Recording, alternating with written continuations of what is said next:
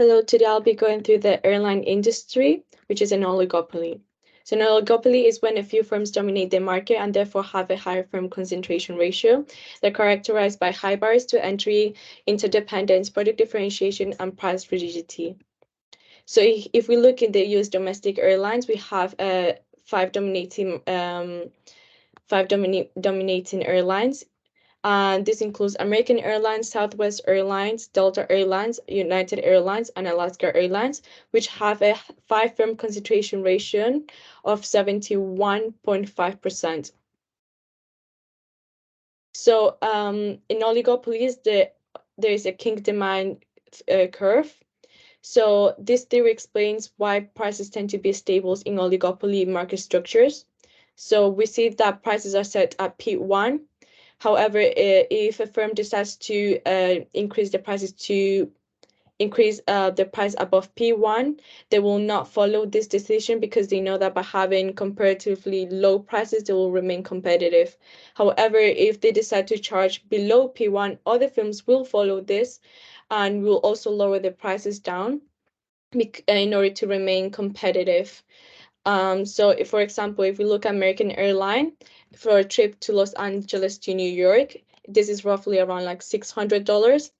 And if we look the same thing for Southwest Airline, a trip to Los Angeles to New York, this is also roughly around $530, which is not the same price, but they're very, very similar. So in oligopoly market structures, firms can be collusive and non-collusive. If they're non-collusive, that means that they engage in competitive strategies such as brand loyalty, quality, customer service, and also will try to find strategies that best suit their firms depending on the choice of another firm. And this is called the game theory. However, if they're collusive, that means they engage in non-competitive strategies. This is also known as a cartel, where firms might be setting high prices. So in the US, there has been in the US domestic airlines, there has been some suspicions about airlines colluding with each other. So, for example, American, Delta, United, and Southwest Airlines have been investigated for colluding as airfares were increasing for more than 10%, whilst capacity only slid by 20%.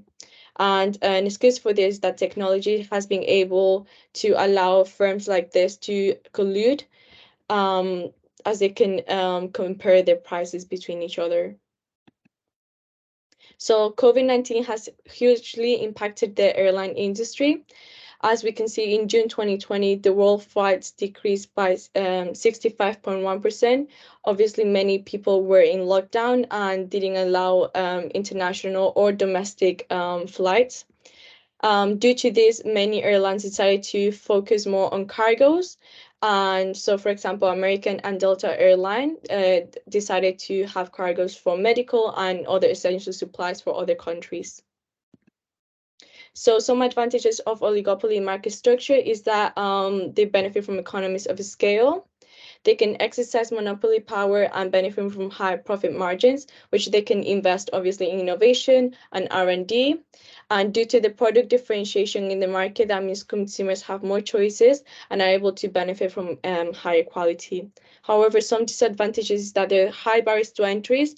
So for example, like the availability in the takeoffs and landing slots in the airline industry. Additionally, there can be potential collusions which can impact firms, which will be impacted because they're not engaging in this collusion and they'll have lower profit margins, and consumers will be getting charged with high prices. So also there can be too much interdependence, which can restrict business strategy choices. Thank you.